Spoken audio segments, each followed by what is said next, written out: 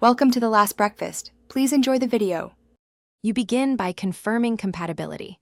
Check your vehicle manual for recommended cleaner type and any cautions. Once done, reduce tank level to under 1/4 so the concentrate mixes well. Add the exact amount of cleaner per product instructions. Measure with a funnel to avoid spills. Make sure to perform this outdoors or in a ventilated garage and wear gloves to protect skin. Doing these steps prevents overdosing fuel and helps the cleaner circulate effectively through injectors right away. Next, you want to circulate the cleaner through the fuel system so it reaches injectors. Start driving immediately.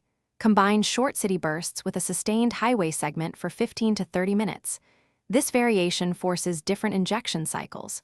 While driving, monitor RPMs and avoid prolonged idling because circulation is poor then.